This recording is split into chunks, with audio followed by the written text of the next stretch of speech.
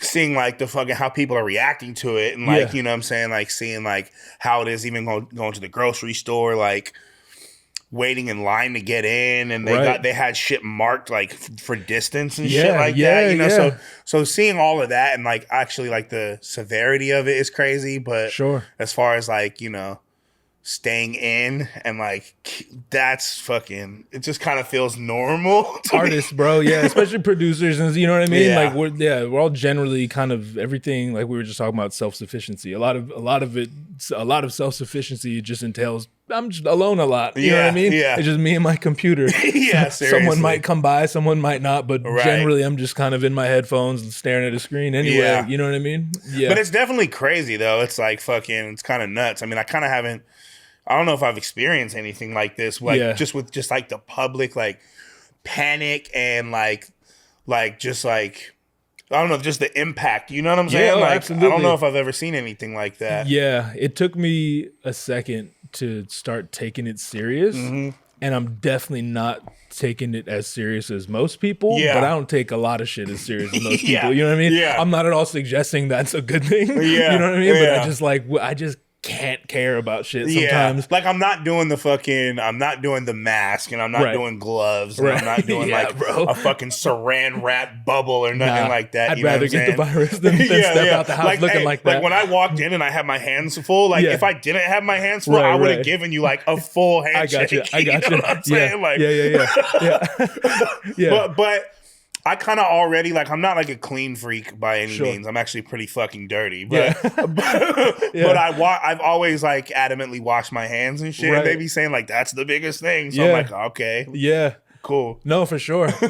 My whole life I've been pretty clean and clean cut and clean in general. But I mean, full disclosure, it's mostly just because girls like clean guys. You know what I mean? So my admiration for the opposite sex keeps me in check. Right. You know what I'm saying? So well, hey, I'll clean up when I need to fucking clean up. Easy. But if I'm just in my element chilling, shit. I've been to your house. Well, actually, but in more recent times, I've actually have been more like just keeping my general shit clean, though. Like, I got that's kind of new-ish. You know what I'm saying? Sure. But just like in the last like year or two, I've just like, because that's how it usually is. Because usually my studio's in my house and shit too, so it's kind of just like there's just a shitload of traffic and a shitload of people and stuff. You know what I'm saying? But lately I've been more like just cleaning, like, because it's one of those things where it's like your environment affects you, the creativity. You know what I'm saying? Because it's like now I'm at a point where it's like, I can't create if it's a dirty environment, where in the past I wouldn't give a fuck about it. Start to just, it's like I start to realize the distraction of it. Oh, interesting. You know what I'm saying? Okay, like, So do you see like an increase in productivity at all? Like, I think so. I think so. Interesting. Yeah, I think so. And also too, like, even if it's not like every time like it has to be like spotless for me to do it, but like let's just say it's like a little messy, and I'll clean up. And I'll sit down and work on something. It's almost like, okay, like I feel a little bit accomplished, or I feel like I have a clearer head. I get that. You almost get the momentum going a little bit. Yeah. It's like a little stretch before the actual. No, I get that. I totally get that. You do have a lot of traffic through your house. It's kind of always been that way, huh? Yeah, it has. I mean, it's like, it's also too, it's like I like working with a lot of people, you know what I'm saying? Like I make music, I'm an artist, but like I'm a producer first and foremost, and an engineer before that too. So it's like I always want to have like a variety of people to work with, and that's kind of always how I've got down, you know what I'm saying? Like, and also it's like my lab's at my house, so it's, you know what I mean? Like it's not like I don't work at a studio anymore, so it's like, it's not like I'm going to a place of work. It's like it's all filtered through the crib, you know? Yeah. But I like that. I like staying like, you know, with my fingers in like multiple projects. Sure. You know? Yeah, man.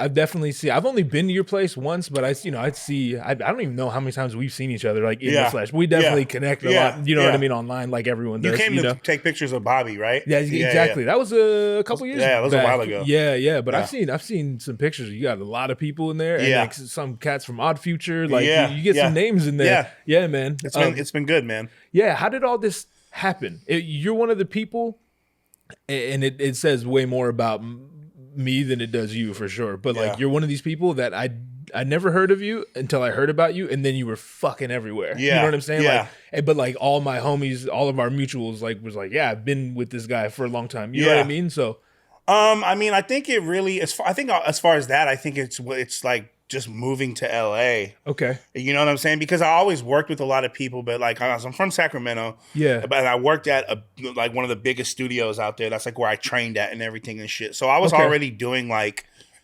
producing for people and shit. But like once I moved to LA, it was like or you know, just Southern California, because I lived in San Diego for a short stint before LA. Okay. But I think that kind of like just being able to just be like in the mix a little bit more, you know what I'm saying? Absolutely. Like I think that's kind of what it was too, because like I was already doing a bunch of shit with Sat, and then it's like, and I was already doing a bunch of shit with Ilmac, and then Ilmac moved to LA at the same time I did. Yeah. And then there was like a couple tours and shit, like going on the tour with Reverie, which she brought me on to DJ, and that's how I met Bobby, and it was kind of like a snowball effect, you know what I'm saying? I do. So I know exactly. It was kind of like that, you know what I'm saying? And then like also like I knew like with Blimes, who's someone I work with a lot, like I knew her from the battle scene, and I knew her when we both lived in NorCal, but then we both live in LA, so we're able to work. I got you. And then you know what I'm saying, like someone, and then you know people are just coming through, because then I'm networking, I'm able to like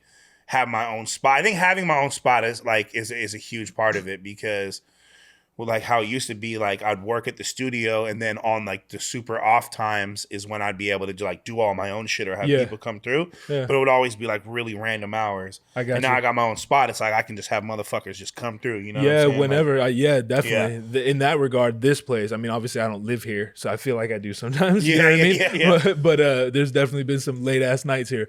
But just having a space is huge. You know what I mean? It's huge. And furthermore, I definitely relate to that when you say just kind of getting your foot in the door, because it's like then this person knows this person, you know what I mean? Yeah. And before you know it, it's like that's how this kind of came together. I've always wanted a podcast, and I've just done it like by myself, solo shit, and then I realized like I know a lot of fucking people, and I'm not really a people person myself. You know what I mean? Like I like people, but I've never been the dude like I'm gonna go out and make friends. It's just not my personality. Me too. You know what I mean? But then somehow I just like have this huge amount of friends, and they're all cool, and they all do weird things, like weird to the world. You know what I mean? To the rest of the world. I'm just like, fuck it, let's start talking to some of these people. Yeah. You know what I mean? Yeah, man. So you were, I could be off. Are you from Australia? Yeah. You are from Australia. Okay, cool. I was born in Australia. I moved to America at the end of 1994, so I was like 8 turning 9. Okay. And I have dual citizenship and shit, and like no shit. Okay. And like my aunts and uncles and cousins and my grandma, they all still live there, but my parents and my brother and sister and I live in the States. Okay. Yeah. So you said you moved over here when you were 8? I was 8, and I like turned 9 like right when I moved. Okay. I had an accent for a couple years and all that shit. Yeah. Dude. Do your parents have accents? Yeah. Oh yeah. Full on. No shit. Yeah. Dude, I can do it too. Like I'll go there like, and like if I'm in Australia, I'll like go like order food or some shit. And I'll just do the accent. They don't have any idea, because it's like A, it's how I originally talked, and B, it's like I've heard it so much that it's it's easy. I'm that way in Hawaii for sure. Yeah. Like my whole family's from Hawaii, so like when I'm around my grandma for too long, like it'll just start coming out. You know what I mean? Yeah. What part of Australia? From Melbourne. Melbourne. Yeah. Okay. Say Melbourne again, because some of us say. Here's the thing. Because, if you were to read it with an American accent, you'd say Melbourne. Right. That's how I used to say it. Australians say Melbourne. But that's kind of because of the accent. You know what I'm saying? Like Melbourne. You know what I'm saying? Right. But, dude, I even had one person, dude, this is hilarious. Some dude was like, I forget where is this out. This is like a house party or some shit. Yeah. And some fool was talking about like how he'd been to Australia.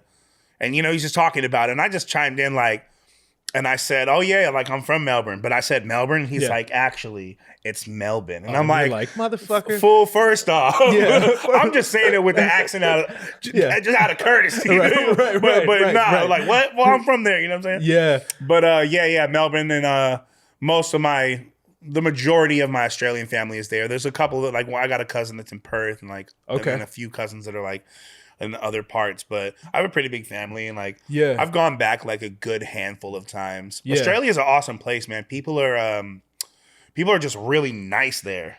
Outgoing, like very generous. Like there's obviously some assholes, you get that everywhere. Oh yeah, for sure. But Australians in general are like very festive and like really like jolly. You know what I'm saying? Yeah. And also too, it's like in Melbourne, like Australia is weird because it's this place where it's like it's big. It's people don't realize it's about as big as America. Yeah. If you overlay the continent, it's about the same fucking size. Yeah. But the thing about Australia is the middle doesn't have anything. You know, it's all desolate. You know what I mean? Yeah, for sure. So it's like you get like most of all of like the populated places are all on the outside, and it's all kind of on the east. Like you have like Perth and then some places at the bottom and the top. Yeah. But it's all right there. So you get like it's a huge melting pot. Like there's some stat. It's one of the most like diverse by population. I don't know the fucking stat, but it's one of those places. You know what I'm saying? So like you kind of get all walks of life there, and it's like I don't know. It's kind of like a cultural gumbo when you go there, you know? Right. It's awesome, man. If you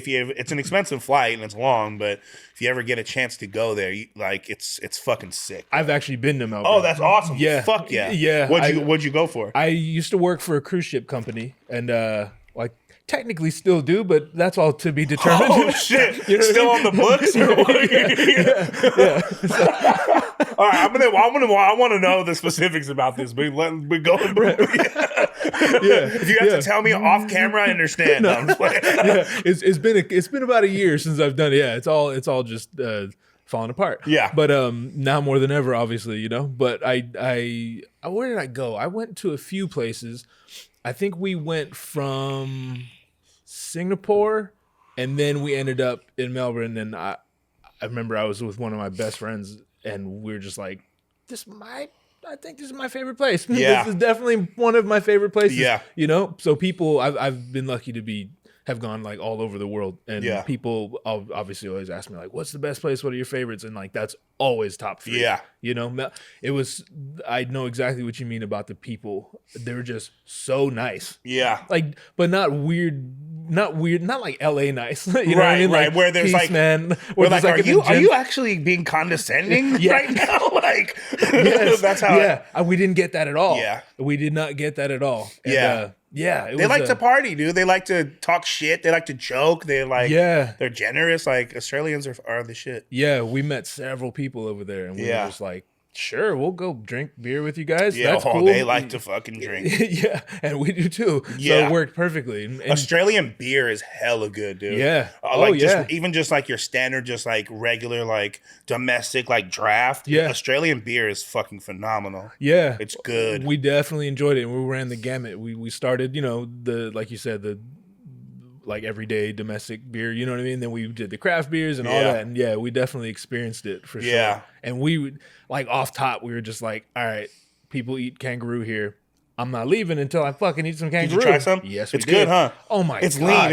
It's more of a lean meat. But it really good, is, though. dude. And they're like, well, you can get kangaroo burgers or whatever. I'm like, honestly, I want my first kangaroo experience to be like a piece of kangaroo. You know what I mean? I don't want it like with bread or nothing. I just want a kangaroo steak. That's what I had. A kangaroo fucking steak, dude. It's it good. Was so good. Yeah. We were like, we had to check ourselves for a second. I'm like, am I just tripping because it's like weird because it's kangaroo, or is this like one of the best things you've ever eaten? Yeah, you know what I mean? Yeah, it was amazing. I really wanted to go back. This was a couple years ago, and I haven't made my way back. Was that the only place in Australia you went to? Yeah, just Melbourne. I was supposed to go to Sydney a few times, but that kind of fell through. It's close. It's not that far. It's like a few hours. It's like. Yeah, far. For sure. Like all the places I've been, if I could go back to one, that would definitely be on the list. Yeah, you know, like high up on the list. We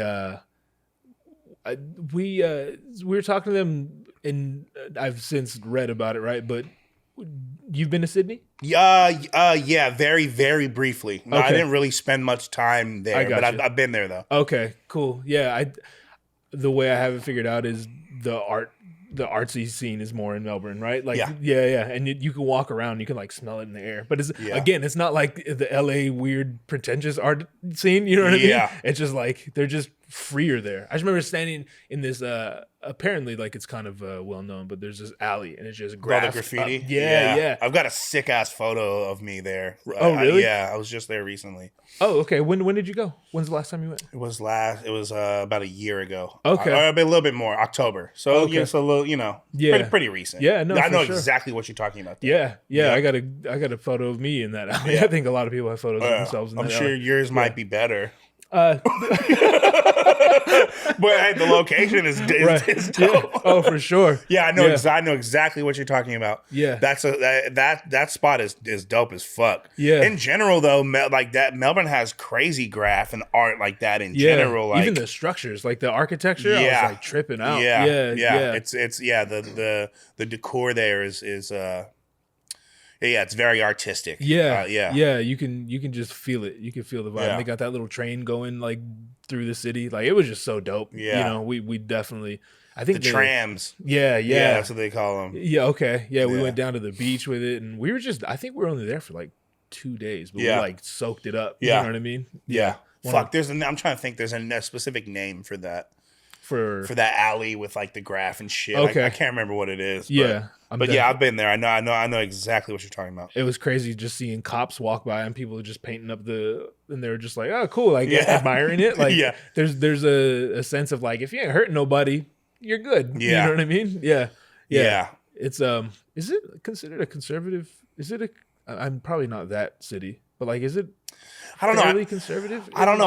I'm pretty sure that like.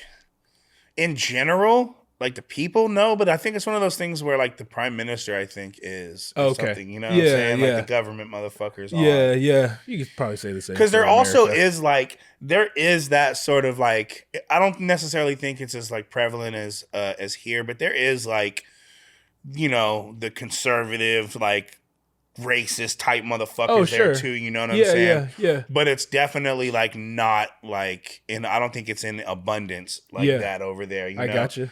Yeah. But I'm pretty sure that like I could be wrong, but I'm pretty sure that's how it is. Like all the government fools are like super conservative. It doesn't feel like the people are there. Yeah. You know what I'm saying? Yeah, definitely. I don't know though. Yeah. I get that. Because they always got some crazy shit going on with their like, because I think that the office, like the political offices there, I don't think it's like long term shit. I think it's like they kind of every couple of years revolving. Yeah. I think that's important, dude. Yeah. You know. Yeah. That's definitely because I always feel like every time I've gone there, there's always something that I'll see in the headlines about some government official doing some, beefing with some other government official. Right. Yeah. For sure. Yeah. So when you moved.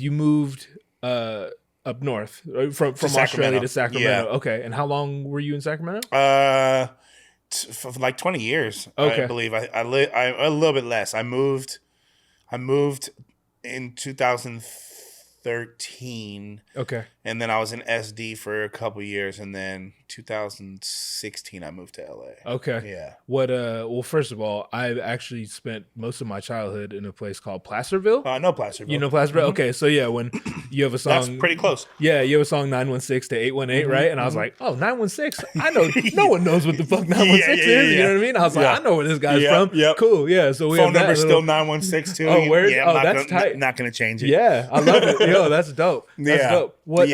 What made you guys move from Sacramento down here? Well, I moved myself. Because my parents are still in Sac. Oh, okay. Yeah, my parents and my brother are still in Sac. My sister lives in New York, and I live in LA. Okay. Yeah, because we moved initially. We moved from Australia to America because my pops he has a piano teaching method that he like created. Shit. Yeah, it's like so he moved to like launch and expand this like his business. You know what I'm saying? Shit. Like, it's like the opposite of like traditional piano teaching. Like usually it's reading. Piano is like the traditional way to learn piano is reading based. Okay. And then his is playing based. Okay. So it's like you don't even get into reading until later because like it's like like music learning how to read music it's hard, and especially like if you're teaching a kid at a young age, it's like a foreign language. You know what I'm saying? It's hard. Yeah. And then so it's kind of based on the idea that everyone's got like a natural music ability, and you don't even get into reading until later. You know? It's interesting. Yeah. So like so that's like why we moved, which you know, and it didn't even pop off for him for a long time. You know what I'm saying? Yeah. He was in the trenches out there grinding. But But that's why we moved, and then basically like. I spent a lot of time in Sacramento, like really like learning though. Like I was fortunate enough to like right after high school, I was like I was either gonna go to school for audio engineering, or I was like, let me try to get a job at a studio or something. And I got an internship at a lab, and then I ended up working there for like 10 years. You know what I'm saying? I became staff like within like a year, and like so I was fortunate enough to like study under like I had a mentor, and I was like. Doing all types of recording sessions. Like that's how I learned to mix. That's how I learned everything, dog. Like I've done sessions from all the way from like every rapper in the Bay pretty much. Cause that's the main lab that they go through in Sac. That's like the main rap lab. But then also from like T.I. to like Mickey Dolenz from the Monkees. You know what I'm saying? It's a crazy range of like shit, you know what I'm saying? Yeah. So I really just learned, I was fortunate enough to just be thrown right into the fire. Learned everything, and then but there was a point where I was like I just felt like I'd always wanted to live in LA. Even when like we found out that we were gonna move to America, in my head it was like we're going to California. I automatically thought of palm trees and the Hollywood sign. Sure. You feel me? Like yeah. So I always wanted to live in LA, and there was just a point where I just felt like I wanted to just. You know, I just needed something new, needed a new environment. Yeah. You know, I felt like it was restrictive, which is funny. After I moved, Sacramento's kind of expanded crazy. It has. I'm like, oh, what the fuck? Like, right when I leave. Yeah. But that was pretty much what prompted me to I just wanted to, you know what I'm saying, like, just be more in the mix of LA. And because I feel like at the time, and there still is like more musical opportunities, and it's just, you know, it's where the industry is, because in America it's like New York, Atlanta, and LA, really, for music. And of course, you could say, you know, maybe Miami, or you could say like Nashville or something. But I feel you. I definitely feel you. It's Atlanta, New York, and LA. And I thought about New York because I actually love New York. New York City is like my favorite city in the world. It's fucking amazing. Yes, I agree. But it's like that weather is brutal because it's so like both ends of it. Yes. Oh yeah. No, bro. Like, I don't have that in me. It's like when you're there in winter, it's like snow, crazy, and then like on the East Coast, it's that when it's hot, it's like that humidity hot where it's sweat, where it's wet. Yeah, man.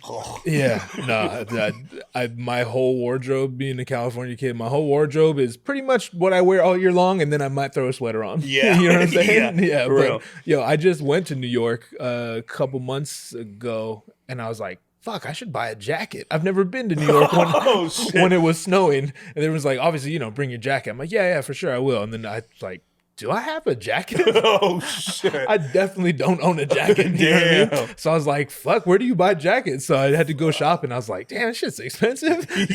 That's some California shit for sure. Yeah, for real. Yeah, man. And it's like just like a thin ass windbreaker. You're like, fuck, this is like, damn, I'm gonna need like a snow coat. Yeah, exactly. Exactly. It was like fucking Cool Runnings when the dude just starts putting all his clothes on and the bag. Yeah, that was definitely me in New York. But I fuck with New York though. Like, same. Dude. New York's got one of those things where it just has like there's something in the air, like you know what I mean? It's like an electricity or something. I completely agree, man. Yeah. When I went there, I've been there several times, and when I went there, I don't know if like I couldn't tell if I was just being like if I was just geeked to be in New York. You know what I mean? Now having been there like at least 8 times, every time I'm there, it's in the air. You know what I'm saying? Yeah. It's a different breed of motherfuckers out there too. It's a different tempo. It's fast. Yeah, man. Yeah. Shit in LA is like it's fast moving, but it's a slow fast. You know what I'm saying? I do. I think it's like it has to like even if you look at like the geography of it, where it's like LA is like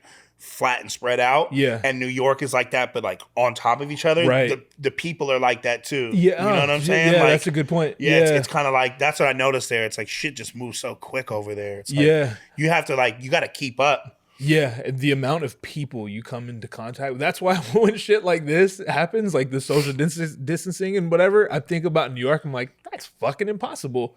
You live within 6 feet of each other, let alone, you know what I mean, interact. Well, I think they say that New York has the highest cases of corona. Yeah, like in the U.S. In the U.S., I believe so, which makes perfect sense. Yeah, you know, yeah. That's I think they're shutting that shit down. Yeah. It's a when you go out there, you know, I don't know. I'll speak for myself. Like I was always told like New Yorkers are rude, New Yorkers are this and that. They're more rough, you know. And then you go out there and like you live amongst them for a while. You know what I mean? It's like, oh, they're not angry. They're just like, this is how they are. They're just constantly stressed because it's fucking stressful. Yep. You know what I mean? Even if you don't realize it. Yeah. It's like to be around that many fucking people, especially if you're like taking the train or whatever. You know what I mean? For real. But I do wish we had a subway system here. Like LA's super behind, and it doesn't really make much sense either. Like why LA doesn't have like, you know, like a developed public transportation system, because I feel like it's like they have it here, but I feel like it doesn't go everywhere. And it's like it doesn't come as often, and it's just not as like, because when you're out there in New York, you can get on the subway, you can get anywhere, everywhere. I know it's like that in hella other countries too and shit. And, you know what I'm saying? Whether it's Japan or in Europe and shit, like it doesn't really make sense, because I remember even they've been trying to do like the bullet train like up and down Cali forever, and it never gets approved. It's always gets shut down, and it just I don't get it. Like, you would just think that a city as excuse me, as populated as LA would have at least like a better public transportation system, because there's hella people here too. Like there's so many, and traffic is like it would help that too, because that's like one of the biggest things about LA. It's like, what the fuck? For sure, man. What are you guys doing here? And it's almost like the only way that benefits you is if you just happen to live and work like wherever it goes. You know what I mean? Yeah. Because like you said, it doesn't go everywhere. Yep. And it's like, fuck, I gotta drive to the station, and then when I get to the next station, I gotta drive somewhere else. Well, I can't. My fucking car's at the other. You know what I mean? Then it's just like, fuck the train. You know what I mean? I'll just drive everywhere. Yeah, I don't get it. It's weird. Yeah.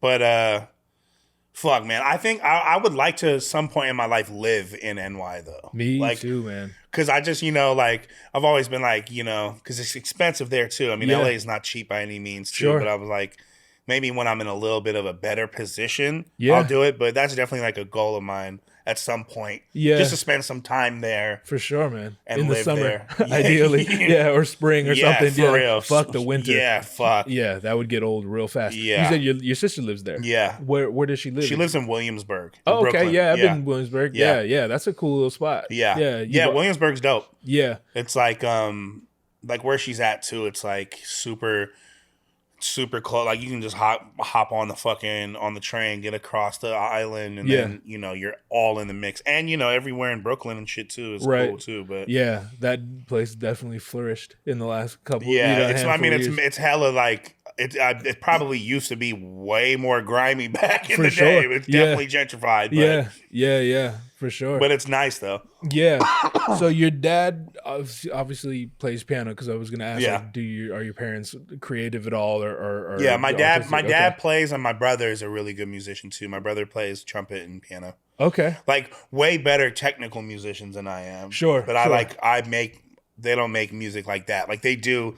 Like my brother plays. My brother used to be in bands and shit. My dad obviously is business around music. Yeah. But like, I'm the one that I like actually make music, but they're way better technical musicians than I am. Yeah. Because I can't really play that well. Sure. Or I play by ear. Yeah. I don't really like know the technical knowledge like that. These fools know every fucking harmony, every key, all of that stuff. They speak the language. Yeah. Because I was like, it's weird, dude. I was like resistant to it as a kid, like learning the technical shit of it. I just wanted to make beats and shit. Yeah. But then later on, I'm like, damn, was always like, fuck, I wish I had a little bit more technical knowledge. So I've been trying to study up and get my theory game up and shit. Yeah, get your theory game up. No, I totally get that. Yeah. I had a band in here last week. I actually had multiple band members on the show at one time. And I obviously was asking them music questions, and then they started hitting me with a theory. I'm just like, I'm sorry, I don't know what any of that means. You know what I mean?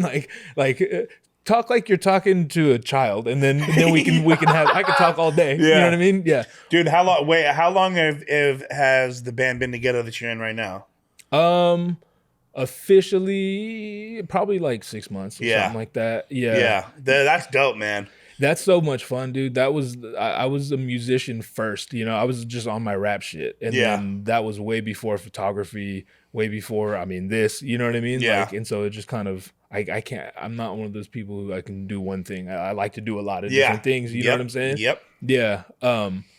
So we've been together about 6 months. And, it's fun because I took a long break, and it's been fun getting back into it. I like to perform. You know what I'm saying? Especially with live, like there's just a certain energy that you get with live instruments, man. Yeah, absolutely. And it's like it's also the energy and the vibe and all that, but then it's kind of like this weird payoff thing because I know everyone knows that it's like way more work to have a band. You know what I mean? Like schedule wise, this guy, you know what I mean? There's so many moving parts that when you fucking finally get it dialed in, you're like, oh, this shit's working. Yeah. This shit's really working, Whereas before it was just like find a beat and rap on it. You know what I mean? And that's his own skill in itself, but the band is just like, I know what you mean. It's a lot of moving parts. Yeah. It's like a clock or a watch or something like that. You know what exactly. I mean? Like, so when you kill a set, as just a rapper with a beat,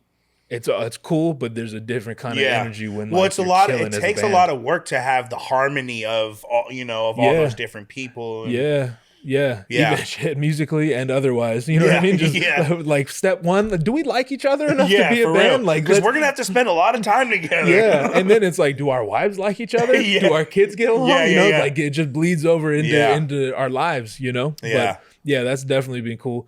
So I was gonna ask when you like what made you want to pursue engineering? Because was that the first thing, like when you went and got your internship? Because it was like the first thing that I ever started with was making beats. Like my pops had this old ass keyboard that like he used to make music on that he still had at the spot. Sure. So I would like just fuck with it, you know what I'm saying? Like, and how old are you at this time? 12, I think. You know what I'm saying? I think I'm pretty sure it was 12. Yeah. Fucking, because it was like 8th grade, and I know I'm like a year younger, so I might have even been 11, honestly. Okay. Around then, so like I like started just fucking around, just like I'd be in the headphones just playing around with the sounds and shit. I'd try recording. I didn't know how to sequence anything. I would just hit record and play one sound for a couple minutes, go back, and if I fucked up, just fucking around with it. Yeah. And then like I started. That was around the same time I started writing raps and shit. And then like so throughout high school, I made music. I was in like multiple groups and shit. I used to sell CDs at fucking at lunchtime and shit like that. Yeah. But like I had a homie that had a studio, so I would just go over there and record. But then like around that time, I was like, damn, I want to like have my own little setup, because this was like at the time where it was transitioning from hardware to software. Mm-hmm. Like it started to not be that you had to pay hella money to go to a big studio. Right. It's when they first started putting out like small interfaces that you can record on. Yeah. Little M audios and shit like that. Exactly. Yeah. So like I was like, oh, I want to be able to record like my own shit. You know what I'm saying? So like I saved up and I got an MPC, and then my pops got me an MBox, like little Pro Tools interface and shit. I was like, stoked, because even before then I was just borrowing my homies, like the fool who had the studio, he let me borrow like his little beat machines, like one at a time. I borrow one for 6 months, fuck with it, make beats on it. He let me borrow his keyboard, I fuck with it. So I was like creating on that shit, but I never had my own shit, you know what I'm saying? So like I got my own shit finally, like my senior year of high school, started like making shit on that, and then just really like fucking with my own equipment and seeing what it took. I like was like, oh, I like this. Yeah. I want to learn how to be good at it, and I don't want to have to like hire somebody else, like that self-sufficiency shit. Right, like, right. Because I'm already in my bedroom making beats. I'm attempting to record it, but I could tell that it doesn't sound as good as like the shit I'm listening to, you know? Yeah. So I was like, okay. And I was like a pretty shitty student too. Like, I mean, I do good in the classes I cared about. Like, in music, I had an A, and in English, I had an A. But that's literally failing math and all. What I'm saying, all that shit. Yeah. So, but like, I barely graduated, but I graduated. So, but I fucking always hated school. Yeah, same. So I was just like, I like the social part of it, but I didn't. I always just as a little kid, I can remember in elementary school being like, I fucking hate this shit. Yeah, maybe it's the structure of it or something. Yeah, definitely. Yeah. But anyways, I was like, all right, so okay, I guess I'll go to college for audio engineering. You know what I'm saying? So I'd already like been like wanting to increase my knowledge in that field. Sure. So then it was really just that, like, fuck, I wanted to be able to record my shit, make it sound good. And then I didn't really want to go to college. And fortunately, I just got that internship. Like, and that immediately, like, once I was in the door, it was just like, off. And once I started learning, I just like fell in love with it. And to this day, I think I still have the passion for it. Yeah. Because it's like with producing too, but audio engineering, it's like, it's kind of like this with anything though, but the learning curve is infinite. You can't know everything. Right. You can't, you know what I'm saying? So there's always shit to learn. There's always room for improvement. There's always different techniques you can learn. Sure. And like that's the aspect of it that I love. I love the transition of a dry recording to the finished product. Like I get off on that. You love the process. I love that. I love that. No, that's dope. So yeah, you just because I have talked to a few people that their goal was to be an engineer to engineer for other people, and then in placing themselves in that life, they kind of like eventually were like, maybe I'd like to try making music, and then now that's all they do. Yeah. So you kind of you always had it in your head that I'm here to make my own shit. And I want to get good at this. Yeah. And so now like you obviously engineer for other people. That's just like a plus. Right. Yeah. Well, because also too, it's like the whole time I'm learning and working at the studio, I'm doing it so I have access to the studio for my shit. So it's like I'd spend all day doing the sessions, and then when the lab closes at night, I'm in there till working on my own shit. So it was always to like, that's dope. Yeah. Like, which I like recording other people and shit, but it was definitely on some like, so I can get my shit right. Yeah, definitely. I was talking to Devmo. Devmo is in the same position right now. She just got an internship at a studio, and she's just like, nah, it's cool, but really, I'm just there to like make my shit in the downtime, which ain't nothing wrong with that. That's brilliant. You know what I mean? Plus, you'll get the technical knowledge to make your shit sound, because hands-on experience is like the best teacher you can have. I completely agree with everything. Yeah. Of course, it's like, you can go and get a certification and learn. Dude, I can name at least 4 or 5 people I know that went to school. They have higher certifications. I don't have any certifications, but they don't work in the field. You're right. And I bet you I could take the Pro Tools certification test, and I'll pass it with flying colors. But it's like the hands-on experience is always going to be your best teacher. Sure. Yeah. And of course, if you are fortunate enough to have like a mentor and someone show you, cool, you know what I'm saying? But you kind of just have to do it. Like and I think that applies to a lot of shit. Like not even just music, Yeah. No, I agree. It's all just putting your body where it needs to be, and then the rest will figure itself out. But first of all, let's decide, no, we're going to do this. Yeah. You know what I mean? Do you experience that with photography? I do, man. I definitely do. I was always good at composition. You know what I mean? And I just knew how to make a good picture. Right. But I never knew the technical aspect. You know what I'm saying? So like if in terms of like music, like I don't really read photography. You know what I'm saying? I got you. Yep. I know the very basics, you know, like for anyone listening, like shutter speed, f-stop, all that shit. Like I know ISO, I know the basics, but anything beyond that, and I don't know if I don't really have a strong desire to know all that. Right. It's just so much. Right. You know what I mean? Yeah. And I have. But you got the eye for it. Yeah, and that's the fun. That's what made me love it in the first place. Yeah. You know, that shit was purely a hobby.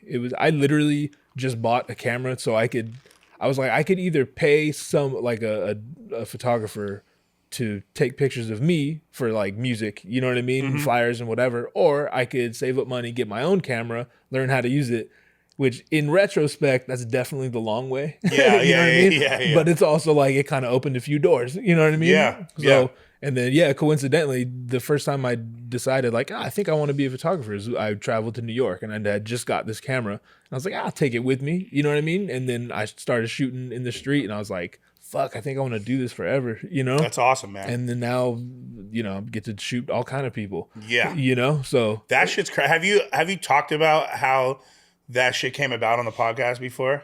Because I wanted to ask you just obviously I don't, if you don't want to rehash it, but no, I want to know how like the Rick Rubin shit came about, like, because that's legendary, dog. Like I seen those pictures and I was like, hell yeah, bro. Even just seeing that you were working over there, I'm like, something like that, like that's so big, bro. It's tight. I'm a lucky dude. How did it come about? So in a nutshell, I can get more in detail, like off. Yeah, you know sure. But give me the if you want to just give me the cliff notes. The cliff notes, no, for sure.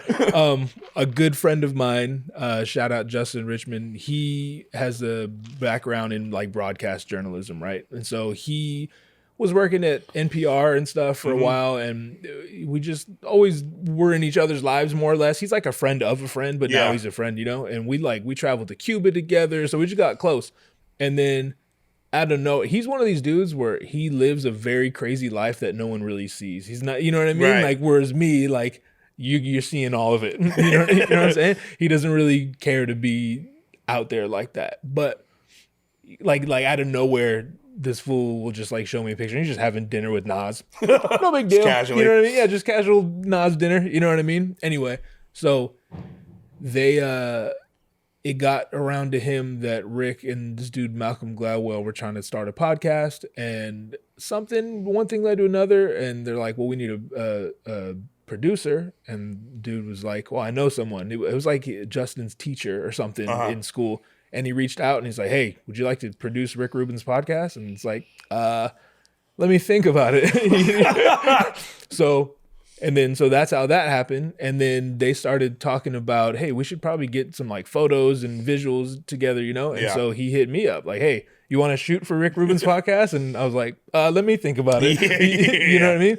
And so I was like, yeah, fuck. And then that's when like all my insecurity comes in. Like they think, fuck, I convinced them I'm a photographer. What the fuck am I supposed to do now?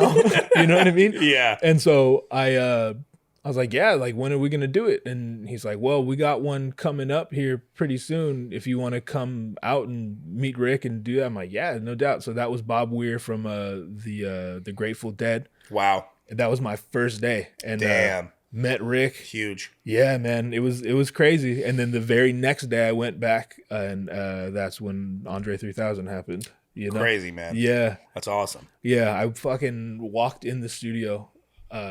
Andre got there early. Yeah. So we showed up and I'm like setting up shots and whatever.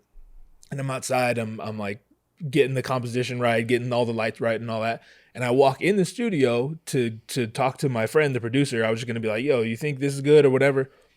And again, this is like 45 minutes before we expected Andre to be there. And I look up and Andre's right there talking to the engineer. Oh, man. And he's like mid-conversation and he stops and looks at me and everyone in the room looks at me. And immediately I'm like, oh, fuck.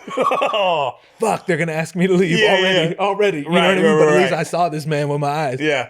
And he was like, hey, what's up, man? And I was like, how's it going? You know? Yeah. And he literally backs up and walks around the whole studio to shake my hand. And he's like, Andre. And I'm like, Zach. He's like, pleasure to meet you. I'm like, pleasure to meet you. He's like, anyway, so like I was saying, I'm just sitting there. Damn. It's just my shit. He's a real one for that. Oh my God. Yo. Yeah. And then like later on, he came back like a couple days later. He came back and just in general, I'm not one of those people who I'm not going to expect anyone to remember who I am. Yeah, but he walked right up. He's like, what's up? Gave me a homie hug. I was like, holy shit. Am I friends with Andre 3000 right now? Like, should I ask this dude, like, yo, you want to get a beer after this or something? Right, you know what I mean? But yeah, man. So ever since awesome, then, it's just been kind of rolling, you know? That's fucking sick, dog. I'm super happy for you with Thank that, you, bro. man. Thank you. That must have been crazy, man, because Outkast was huge, still is huge for me. Like, I think they're the best group. You know what I'm saying? I agree. Like, my brother put me onto them. Like, it was right when Aquemini was coming out. Yeah. But then he was like, yo, like, you got to go back. Here's AT Aliens. Here's Southern Playalistic. Yeah. And then, like, everything after that. Like, I'm a huge Outkast fan. Like, they've done a lot for me. Like, yeah.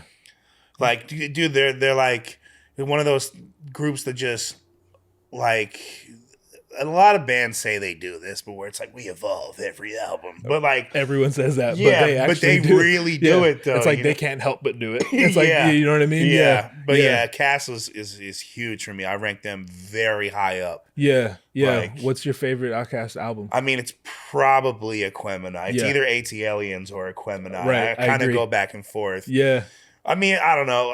I actually like Southern, like the first one. Yeah, Southern Playalistic Cadillac music. Yeah. I remember when I first saw the CD, I'm title. like, what the fuck? Yeah, it's all like one word and shit too. I finally figured it out. I was like, oh, it's several words, but one word. Yeah. And it's crazy like how like popping they were out the gate too, because those fools have gone platinum off every album upon like release. Yeah. Like not like, oh, this got certified gold or platinum later down the line. You know what I'm saying? Like crazy numbers on the board, and like they're that good. Yeah, I would say it's on a Monday it might be AT Aliens. On a Tuesday it might be Aquemini. Yeah, I definitely feel you. Yeah, I way before, that's always been my favorite rapper is Andre and Jay-Z. Yeah, Hov that's my number one. Yeah. Okay. Cool. So my mom actually recently moved out to Atlanta, so we went to visit her.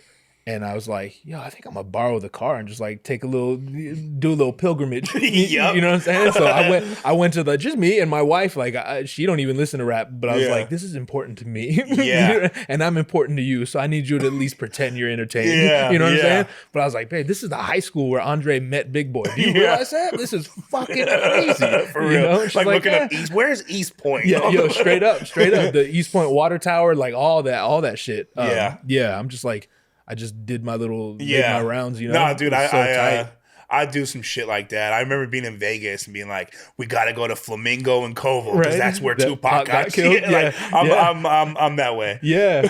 You're a nerd like me, like in that sense. Yeah, fuck yeah. Absolutely. I definitely nerd out on the shit I like. Yeah, you know me what I'm too. saying? Me too. Yo, in that sense, I get to New York the first time and just like, my fucking brain explodes because like I'm in Bed-Stuy right now. Yeah, what the real. Fuck? Like that's crazy, you know? Yeah. That place is like a goddamn, it's just like a giant museum. You know? New York. It is. Yeah. Absolutely. So much history. Yeah. So much shit has came from there. Yeah. Yeah, I was totally the same way in New York for sure. Yeah, that's a rap kid's fucking paradise, that place. For real, for real. Yeah. Yeah, I'm super like that. And like I'm one of those fools that like, and I still do this, but being hella young, like an album that I liked, I would read the credits and memorize them and shit. Oh, yeah. I feel like that's part of what got me into producing too, is like, because I would read that shit, and I wouldn't even just do this with rap shit. I'd be doing it with Michael Jackson shit, being like, okay, this is produced by Quincy Jones.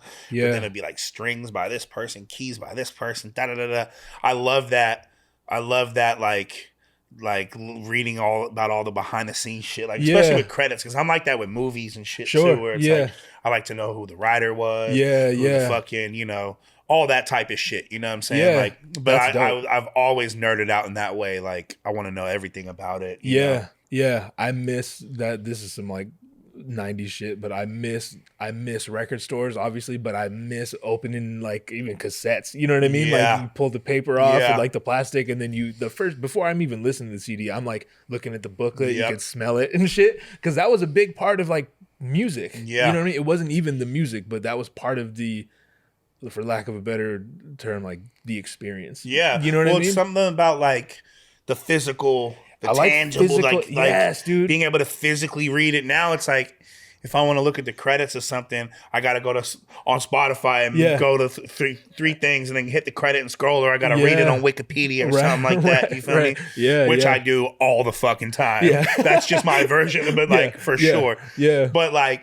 there's something about the feeling of a physical product that, that's something that it's like, and I don't want to be like, back in my day. You can't help it though. But that's definitely how I am. It's something that I don't think gets appreciated by like younger, the newer generation. Absolutely. Because, which, it's just a sign of the time. Shit's going to change and evolve and shit. Mm-hmm. But there's just something about like either like copping something new and ripping off the plastic, or like your homie lets you borrow it and shit. And you're just, or I would just peruse through like my parents' music collections and like something also too about listening to it and reading it at the same time and shit. You know what I'm saying? Like, the thing is, back in our, I just said it. Back in my day, I just said it. Yeah, I feel like I had to have the cane and shit. Right, just shaking you kids.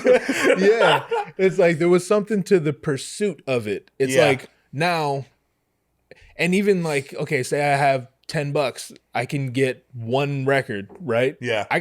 Now we got some difficult decisions to make. You know what I'm saying? Yeah. Like, how many songs do I like on this record versus this one? Now it's like you get a Spotify subscription, like my kid has, and you can just hear all the music. Yeah. Like all of the music. Yeah. You know what I mean? And that's tight. I think I was talking to Thesis from Cloudmakers. Yeah. I was talking to him about that. It's like there's something, first of all, as an adult, I prefer Spotify, right? Yeah, that's what I use. I mean, just like streaming in general, you know what I'm saying? But like, there's something, I think I can appreciate it because we had to do that, like that just treacherous pursuit of music, you know what I mean? And I know what it's like to not be able to access all the music all the time. So now I'm like, wow, this is really tight. And it's like a weird thing that I'd like my kid and his whole generation to appreciate it. But there's really no way you can unless you haven't had it. You know what I'm saying? Yeah, it like the anticipation of something dropping that gets like, gets missed a little bit these days too, because it's like the attention span is so much shorter, and like things just don't have like the not shelf life, because you can always go back and listen to shit, but it's like a release feels like they come and go. You know what I'm saying? Even big ones. Yeah, you know what I'm saying? Where it's just like, okay, cool. And then, all right, what's next? Where it used to last a lot longer. But like, I know why. I mean, it's because of the age that we're in. And I love the digital shit. Sure. But it's really just pointing out the differences more so than being like, oh, they don't get to experience that. Because it's like so many more like people do art these days. Yeah. Because it's saturated, whether that's good or bad. So I think that there wasn't as much shit coming out back then either. You know what I'm saying? Yeah, no, absolutely. It's like, how many people do you know that like rap or make music or do something like that where it's like, that shit used to be a rarity. Yeah. You know what I'm saying? If somebody rapped, it was like special, or if somebody was in a band, or if somebody, And it's like, had they had the access, if it was as easy as it is now, we probably would have seen a lot more. Yeah. You know what I'm saying? Yeah. Yeah.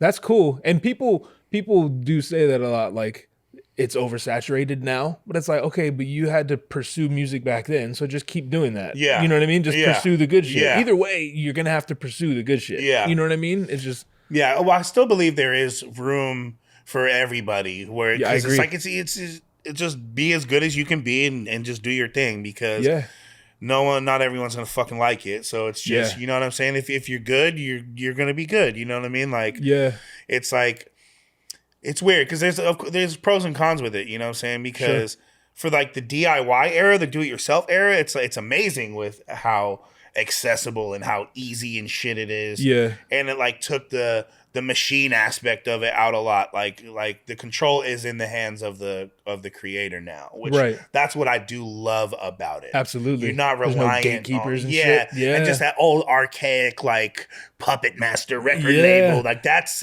still there. Oh, for sure. But you don't need that at all in music to be successful. You know what I'm saying? It's really easy to build a platform and to do it either yourself or be able to, hire or work with somebody that, you know what I'm saying? That's the part that I like about definitely the where music is now and in this digital age. You know what I'm saying? Oh, like, absolutely. Because it's way more accessible to create, which is cool. You know, like absolutely. And it's cool, especially like that's another thing. Like we forget. Like I forget. I'll speak for myself. I forget sometimes that like wow, there's a lot. Like most people in the country, especially like in the world, but we'll just say for the country, most people don't live in a place where a lot of people do a lot of things. You know what I mean? Yeah. Like there's people in fucking, I don't know, Nebraska or some shit where their only exposure to it is on the internet, you know? Yeah. But like we're so lucky, whereas like, especially with the whole digital stuff, it's like, wow, like we're all rappers, but my friend has a podcast, but he's also a photographer. Oh, I just described myself. Projecting much? Yeah, no shit. But it's like everyone knows people who do several things, and then like we definitely don't need anyone. You know what I'm saying? Like we got the visuals, we got the photography, we got the podcasting, we got the music, the producing, the engineer, all that in-house, and we're all fucking friends. That's the greatest part. You know what I mean? I love that. I love that because I feel it's a similar thing with me as well. Same shit, because it's like I have to be able to record and produce and write and rap and sing and do all this, you know what I'm saying? Yeah. And my homies are the ones that do the other shit, that do the videos and do the graphics, and so that's a, you can really like, it's really like a conglomerate, you know what I'm saying? Like I love that part about it. It's the dopest part, man. Yeah. You just get friends, you know what I mean? Just start making friends, you know what I mean? Like I often feel like, fuck, my friends are like superheroes and shit. Yeah. You know what I'm saying? Yeah, man. Cause I don't know, dude. Like I've a lot of people say that like with music and shit that it's like hella competitive and shit like that. Yeah. But I kind of don't buy into that. I don't either. Like, you know what I'm saying? Like I don't feel like it's like a competition, you know what I'm saying? Because everyone has their own like certain place and shit, and it's not like you're stepping on someone's toes by popping off. You know what I'm saying? It's like right. You know what I'm saying? I do, and it goes back to the fact that everything's accessible. It goes back to the digital shit. Yeah. You know what I'm saying? Because it's not like if my shit comes out now, someone has a choice to make. Like, are they going to listen to me or are they going to listen to you? Right. You can't listen to all of us. You know what I'm saying? Yeah. You can just fucking pick and choose. Yeah. You know? For sure. Yeah. That's dope. That's the best thing about the internet. Yeah. You know what I mean? Just how accessible everything is. Yeah, it's fucking insane, dude. Especially coming from like the dial-up days, bro. Yeah. Now it's like, you feel me? Like you got something in your pocket there's literally the world in your pocket. Yeah, literally access to everything. You can look up anything. Yeah, anything at all. Yeah, it's so crazy. It's the craziest thing. For real. So, and then this audio records on this Zoom, and then you just dump in the audio from this into like whatever your editing program is. Yeah. So it's cool because a lot of little recorders, they record all in one track. Yeah. So this one, it actually spits out 4 separate tracks. Do you know what I'm saying? So so you're not editing on top of each other. I got you. You know what I mean? So yeah, this was a whole world in itself. Like the whole audio. I'm admittedly very bad at audio. And just engineering in general. So it's always dope when like you make friends with like, oh, you're not only really good at it, but you love it. Fucking perfect. Yeah. You know what I'm saying? Yeah. So if you had to pick, if you could, well, not that this would ever come up, but if you had to do only one, producing or rapping, which one would you do? It'd be producing. Yeah? Yeah. Okay. It'd be producing. Yeah. Because the way I treat rapping is like, it's way different than like producing, because it used to be maybe like back when I was younger, I would have said rapping first, but it used to be that I would write all the time. I would have hella verses on deck and I would record all the time, but I kind of don't treat my music like that. Like I kind of only like to rap when I'm completely organically inspired. Yeah. You know what I'm saying? I don't like to force anything. I got you. And so like I don't record as that much. Like I mean I guess to the regular person I do, because I make beats every day.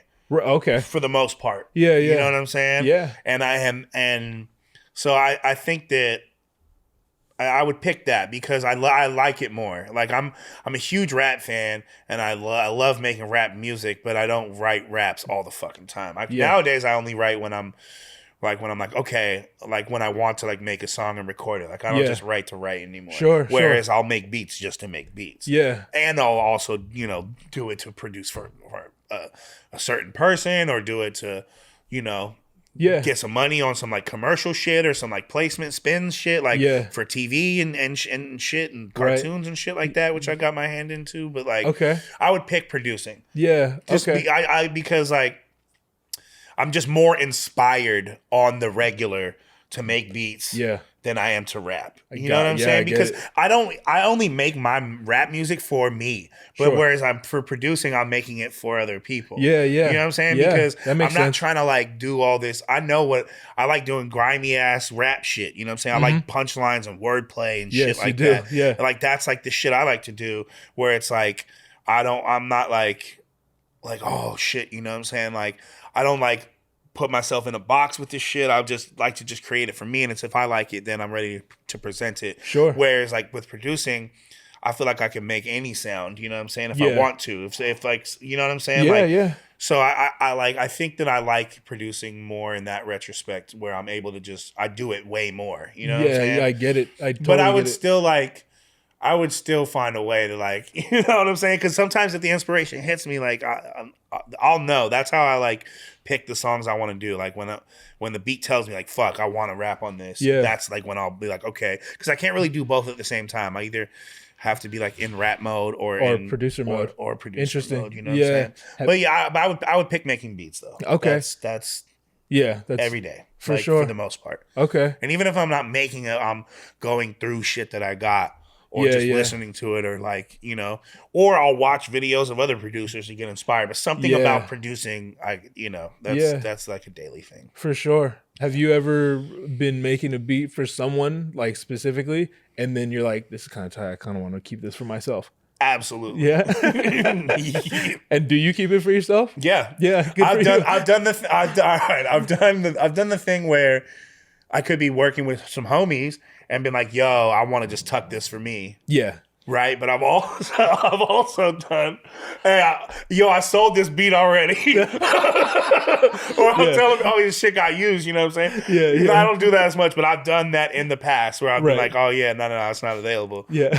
You know what I'm saying? I'm hoarding it. Right. But I've definitely done that. But not that much, you know what I'm saying? But like if there's the one, if it tells me, it absolutely happens. Yeah. And usually, for the most part, like I'll like either replace it or do something new. You know what I'm saying? Like I'll make up for it. But if I'm feeling it, and it's like it's my beat, so yeah, exactly. You know, I feel it. I'm very generous as a producer, but if I'm feeling it, and the people I work with, they'll understand it. Yeah, for sure. But if it's someone who I don't really know. Like, I'll just keep it real and be like, yo, I'll make a new beat for you, or you could get two or something. Yeah. To make up for it. Yeah. Because it's happened before when someone's recorded to it already. Oh, okay. You know what I'm saying? Yeah. But, but I'll do my part to like, to make up for it if it's like something that's already been in the works that I want. But, yeah, I got you. But not as much these days, because I'll make them more specifically for me if I'm, you know, most of the shit I do, it's like I'll make it on the spot for me specifically rather than like picking some old shit that I got or something like that. Sure. Yeah. I want you to brag a little bit. What are some of your placements? What are your big placements? Let's see. I would say Royce the 5'9". Okay. I've done shit for Brother Lynch. I've done shit for Sci-Hi the Prince. I've done shit for Sean Price, R.I.P. And Rock. Not Helter Skelter together, but separately. Okay. Separately. Damn, that's tight. Freeway. Slug. Fucking Yuckmouth. The Jacka, R.I.P. Yeah. Fucking Raekwon. That's so tight. Just like, oh yeah, Raekwon. Rhapsody. Wow, fuck, dude, I had a beat on Nothing Was the Same, the Drake album that didn't make it. Oh shit. I heard the song on speakerphone. But it exists somewhere in with Drake rapping on it. Yeah. It exists somewhere in the world. But I don't think I'll ever hear it. But yeah, it was like through someone that knows him. Yeah. And then I got a call. It was like, you ready for the placement that's going to change your life? Oh, shit. Which, I was, but it didn't come out. Yeah.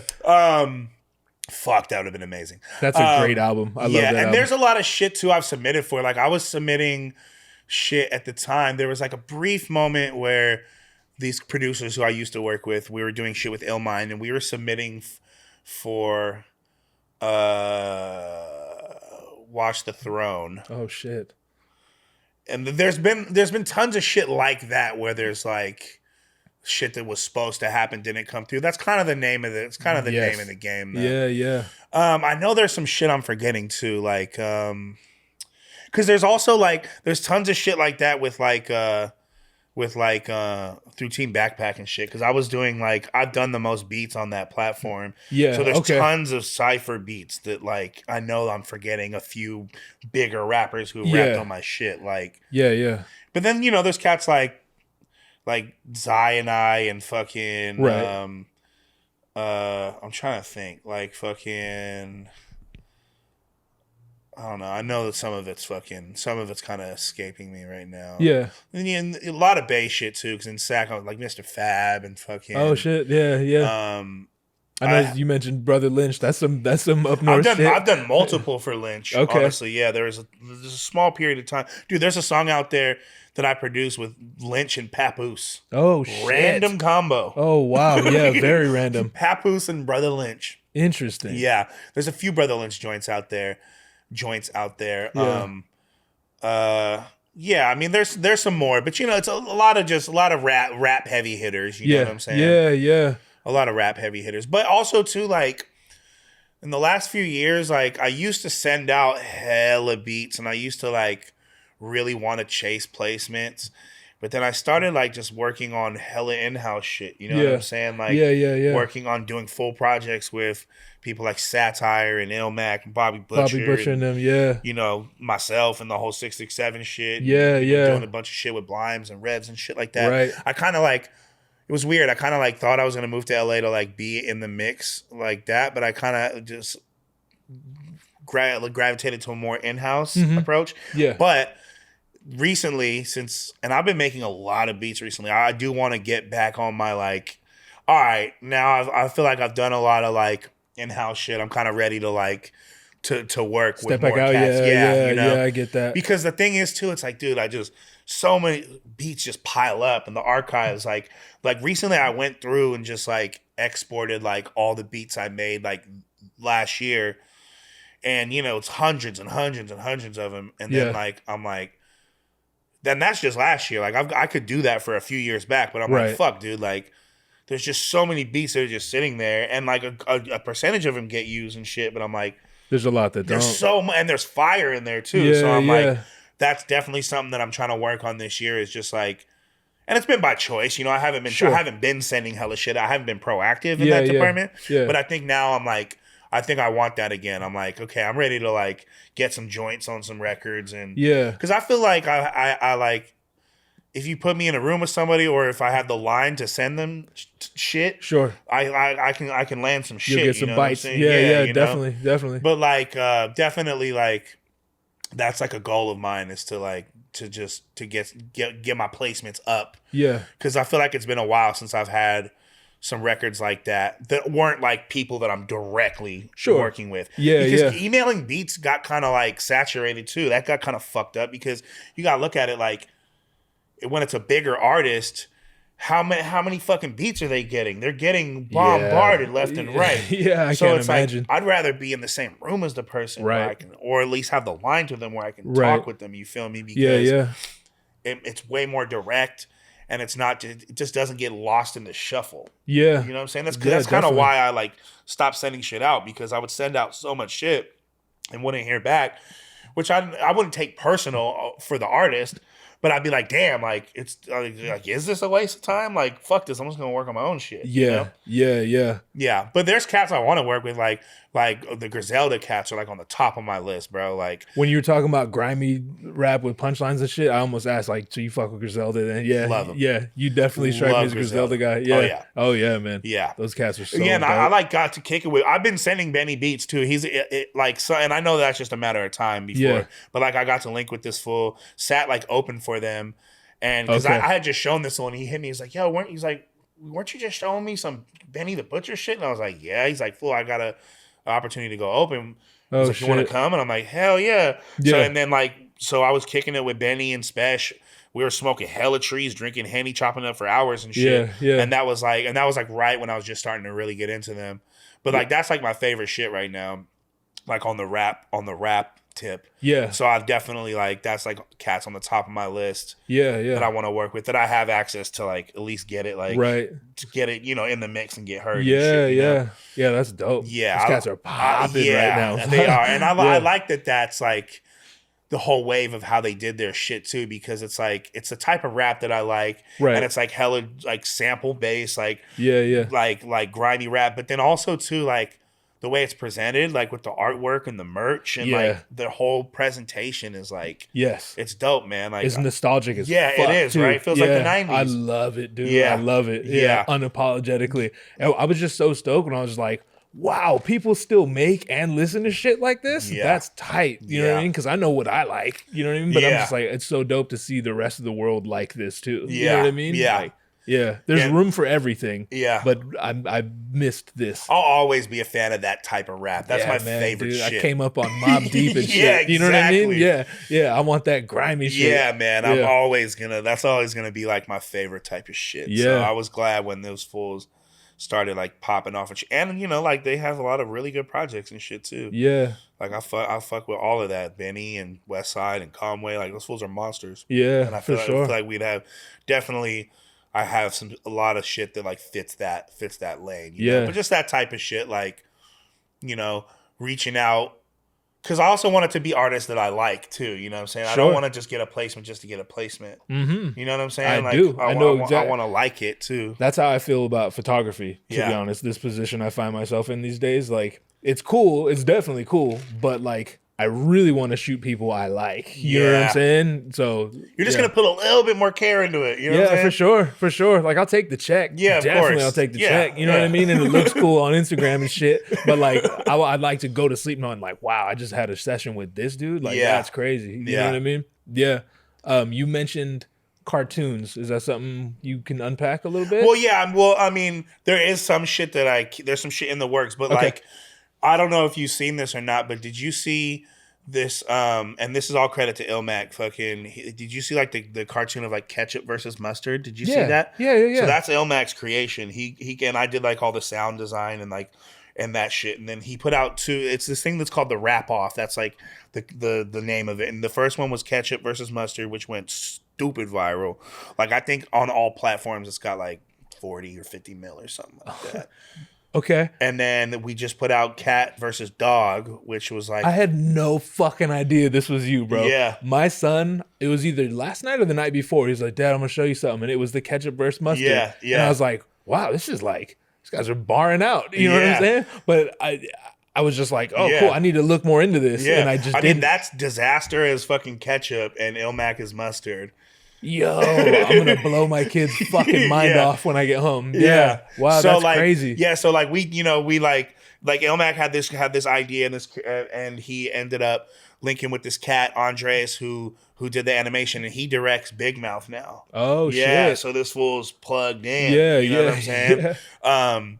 So that last ketchup versus mustard did super well, and I recorded it all, and me and Il did the sound design, and I mixed it and shit. Okay. And then so Cat versus Dog came out and did well, but now it's at a point where it's getting shopped around, and so there's some things in the pipeline. You know what I'm saying? But it could be a really, really big opportunity, and we've also got a couple jobs just off of that. Yeah. Okay. That's like ghost. It's like I'm not even getting credit for it. Yeah, I got you. But it's a bag though. Yeah, bro. Ain't nothing wrong with a bag, baby. Yeah. So that's like something that like is like it's rap centric, but it's like that can open so many doors. You know what I'm saying? Because someone like your son's seen it. You know what I'm saying? Like and then I've seen all types of people post that shit. It's like that has so much more reach than just like a regular rap song or something, because it's written. The thing about the Rap Off shit is it's written by like legit thoroughbred battle rapper. So it has the credibility with the writing, but it's accessible to anybody. Someone could watch that. Because that's the thing about just battle rap in general. I love battle rap, and it's a huge part of like my fan base and where I came from and shit like that. But it's like, it's so niche and it's so specific. Yeah. There's so many references to either past battles or shit that this person did. Exactly. It's hard for them to just don't.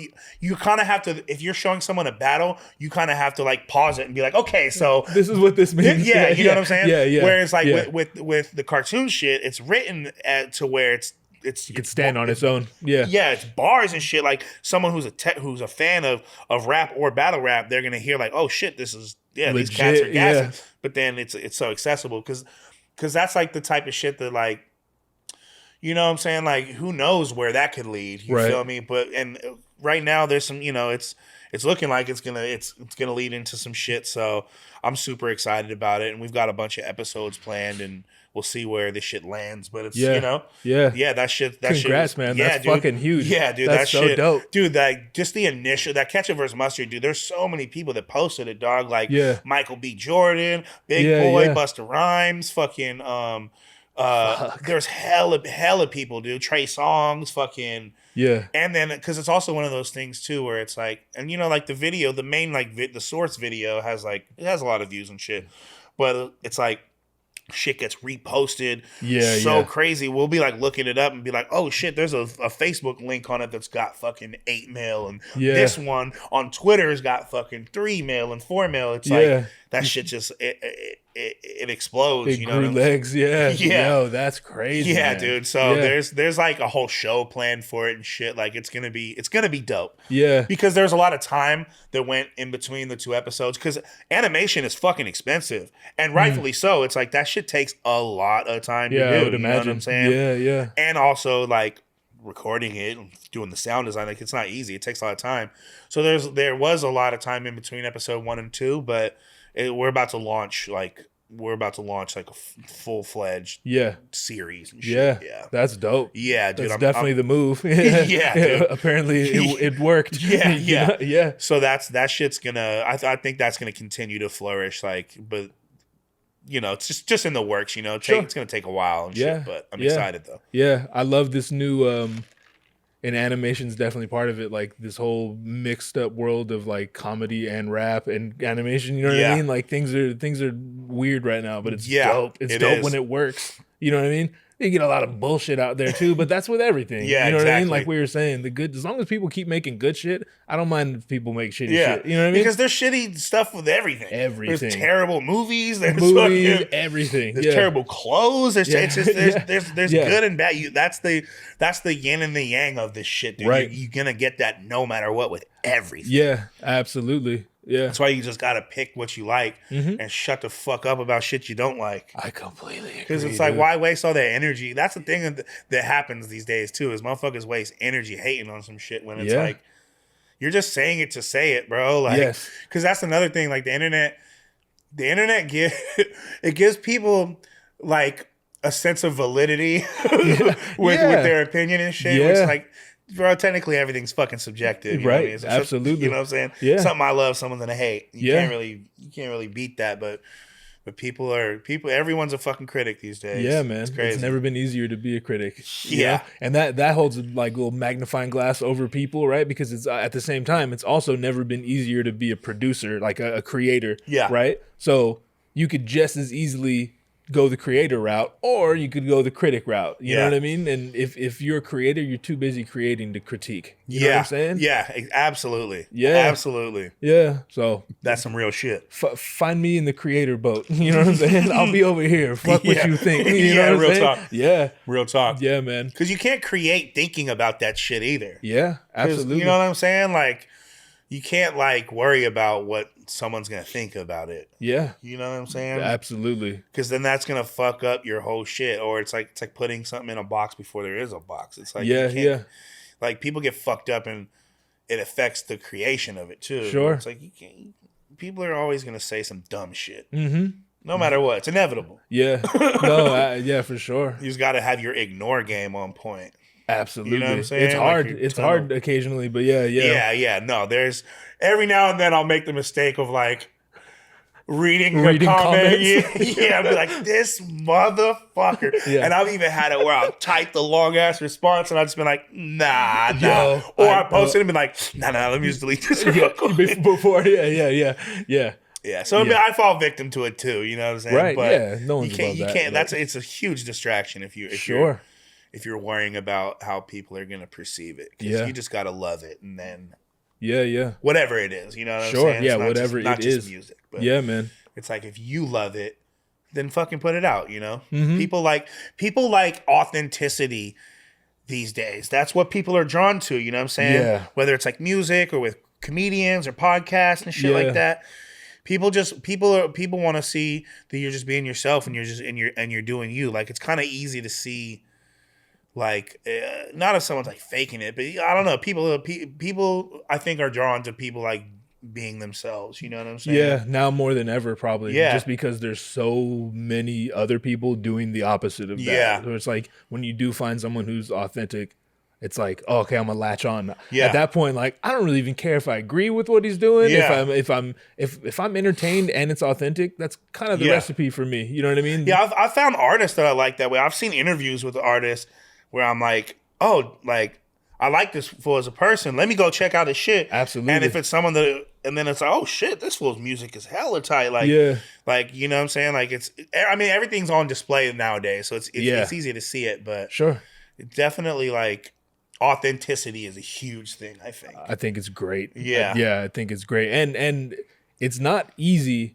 It's definitely not easy to be authentic today. You know what I mean? Yeah. Because there are so many comments, and if you fuck around, if you read that on the wrong day, you know what I mean? It will definitely, even subconsciously, it'll like kind of stray from the path. You know what I mean? Yeah, like, for real. Yeah, you start catering to people, and before you know it, like you've spent so much time on this path that you didn't know you really consciously chose to go on in the first place. Yeah, for real. You know what I mean? You just let all these vultures in the comment section point you in a weird, and next thing you know, like, where the fuck am I? You know what I mean? Who am I? Yeah. Real talk. So I almost forgot to bring this up. To bring it full circle, the last time I worked on a cruise ship, I'm driving, it's in the Long Beach port. I'm driving out there to get on the ship by myself, and I'm listening to Andrew Santino's podcast. Oh, hell yeah. Right? And he has Michael Rapaport on his podcast. And I'm like, fuck yeah, I like Santino. I love Rapaport. Great. Listen to the podcast, whatever. I'm sitting in my car. I park, do all the things. I'm sitting there, and at the end, they're like, yeah, I think it was like he asked producers or music or rappers or whatever to submit raps, right, about his show or like for a theme or something. And I was like, oh, this will be entertaining, right? And they played a few people, and he wanted Rapaport's opinion on them. Yeah. And then he was like, all right, you got time for one more? Like, yeah, I got time. Okay, cool. So this one is submitted by this guy, Chase Moore. And my ears went up. I was like, I know Chase Moore. What the fuck? I think I hit you immediately. I was like, bro, what the fuck? I'm hearing you on the podcast right now. Yeah. So how did you feel about that? I mean, at the end of the day, Rapaport, he was shitting on me, but it's one of those things where it's like, for one, I'm like, you're hella talking over it. I'm like, you're not even listening to it. But I think it's one of those things where he's just like, he's just on, you know what I'm saying? It's almost doing a bit. He's like, I agree. And also too, like the other submissions, like they weren't really shitting on him like that too. So it's like, you know what I mean? I think I just caught him at an off time. I don't really care. I thought it was really funny because I'm a fan of Andrew Santino. Yeah. He's fucking hilarious. I listened to his podcast, and then when he announced like, hey, he was like, hey, I have a big hip hop guest. Which if I had actually known, I like Rapaport, but if I had known it was Rapaport, I don't think I would have rushed into it as much. Yeah. Okay. but he was like, yo, I'm doing this thing where I want artists to rap over the intro beat to the podcast. I was like, fuck it, I'll do it. I listened to his shit. It was just something that I was just like, I didn't even know for sure if it would get picked or not. Yeah. But I just did it. I was like, fuck it, I'll do it. You know what I'm saying? Like he posted a link to the beat. I did it super quick. I downloaded it, wrote some shit, recorded it, and like, you know, when it happened, I wasn't mad at all. I don't really get mad at that type of shit, you know. Even if he, because he wasn't going that hard. Because even halfway through it, he's like shitting on it, like And then he stops and listens. He's like, oh, well, actually, no, okay. He's all right. He's all right. He's cool, you know? You need to chase more, whatever. He's doing chase more puns. Yeah. I thought it was funny. Yeah. I thought it was funny. But I felt a little light went off. I was like, ooh, I'm going to use this as a skit on my album. So I like I have a new project coming out. It's called The Sky's Falling. Okay. And on one of the songs, I cut it up just to fit it, but I put the audio of it at the end of the song. Dope. So I'm like, all right, perfect. This is how I can turn it around. Yeah, you know use it to your advantage. Yeah. Yeah. But it was just, I really just did it because I'm a fan of Andrew Santino. Right. I didn't really expect anything crazy. I wish they would have just let it play all the way through or something. But it's like, okay, he wants to just get, Rapaport's 2 cents on it and shit. And he's a passionate and a shit talker. Exactly. So it's like, I didn't get mad at it. That's how I felt. Yeah, dude. I find the silver lining and shit like that. Yeah, I thought it was funny. dope. I listened to it and I was laughing my ass off. It was hilarious. Yeah. But I was just like, ooh, how could I actually, no. I actually, I didn't send it, but I was gonna tweet this fool hey dog, because I actually was heated for a quick second. Actually, now that I'm remembering it, I was like, hey fool, you were talking over my shit, you didn't even. I was like, because his podcast is called Whiskey Ginger, and I rhymed that shit all crazy, and I'm like, you didn't even appreciate the fuck I was doing, yeah. But I didn't send it. I was like, nah, this is stupid. And I was like, nah, it's kind of funny. You know what I'm saying? Yeah. So yeah, it was like, I didn't really take it to heart. Yeah. But I think using it for the album is that's the best thing I could do for it. Because it's like, oh shit, I got a little skit for my album that's with Santino and Rapaport, I just have it playing at the end of a song to transition into another one. So it hella worked out, you know what I mean? Yeah, man. Good for you for flipping that. Yeah, that's dope. And I went and seen this fool at the Improv and shit. He was good. Rapaport. Oh, I was like, I went and seen him live and shit. I was like, okay, this is cool. Yeah. I fuck with Michael Rapaport. He's, I like his old movie roles and shit like that. Definitely. And Remy. Yeah. Yeah. And Santino's one of my favorites. So yeah, it was cool. It was funny. At the end of the day, it was fucking funny. For sure. Yeah. And I definitely it sounds like I'm just defending my friend and shit, but logically, they played three songs, right? 3 different rappers. You were the last one they played. Yeah. And my theory, I would think this way anyway.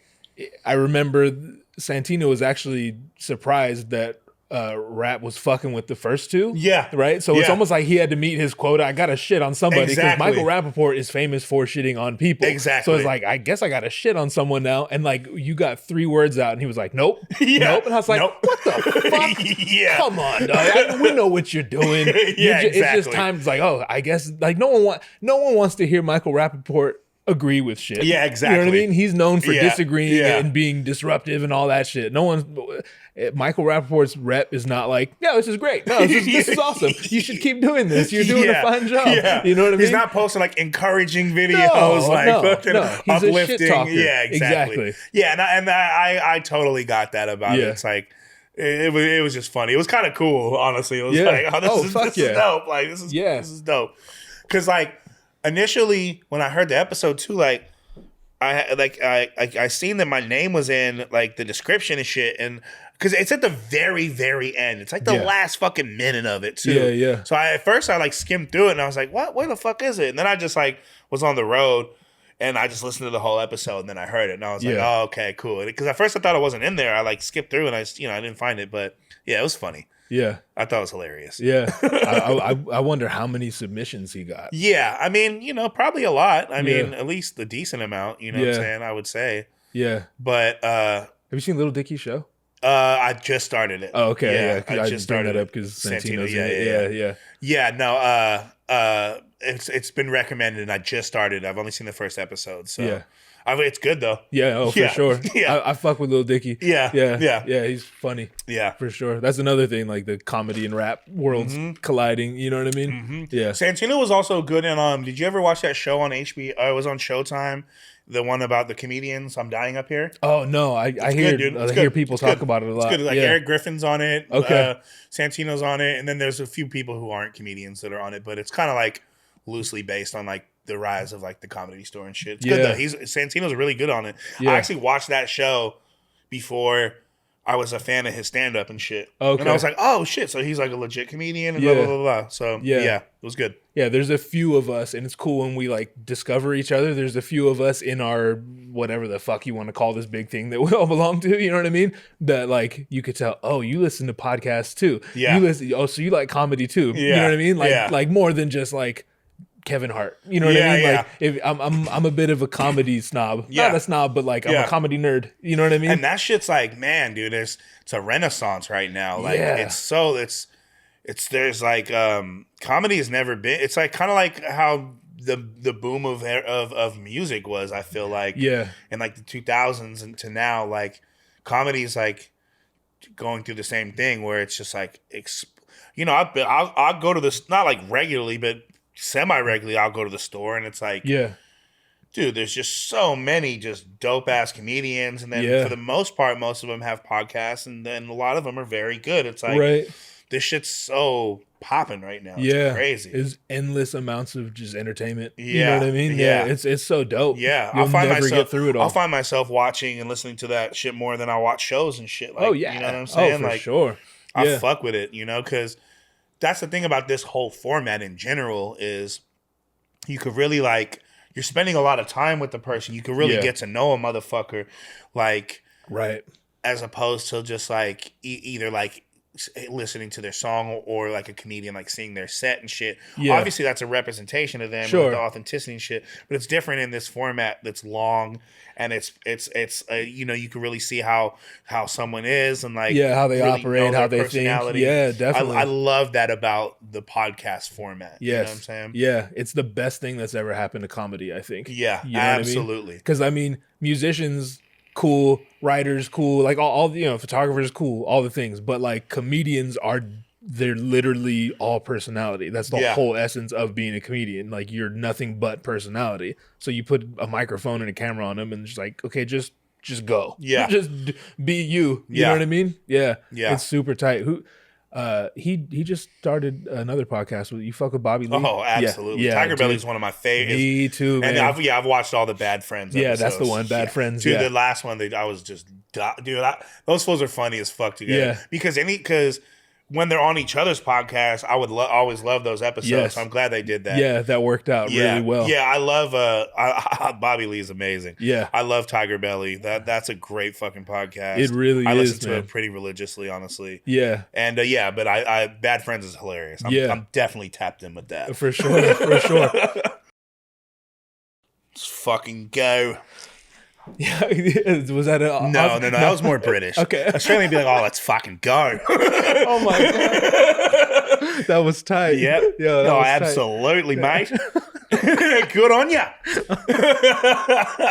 You got to exaggerate it a little bit too. Yeah, hell yeah. No one wants to hear the average accent. Yeah. You gotta Dundee it up a little bit. You gotta Dundee it up. Yeah. Oh, fucking alright, mate.